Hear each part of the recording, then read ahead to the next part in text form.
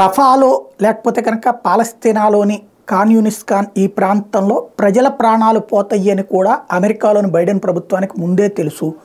ఇది Washington post వాళ్ళ పత్రిక హైలైట్ చేసింది. వాస్తవంగా హమాస్ తీవ్రవాదులు తమ ప్రతి ఒక్క తీవ్రవాది ఇజ్రాయెల్ మీద దాడులు చేసేటప్పుడు చుట్టూ ఒక 10 మంది ప్రజల్ని అడ్డుపెట్టుకుని వెళ్తున్నాడు. ఆ ప్రజలు ఇష్టపూర్వకంగానైనా బెదిరింపుల కారణంగానైనా సరే వీళ్ళకి రక్షణ కవచంలా ఉంటున్నారు. ఇక్కడ వదిలేస్తే ఇజ్రాయెల్ వాళ్ళని వాళ్ళు చంపేస్తారు. కాబట్టి ఇజ్రాయెల్ వాళ్ళు ఆ జనాలు చచ్చిపోతారన్న ఫీలింగ్ ఏం లేకుండా చంపేస్తున్నారు.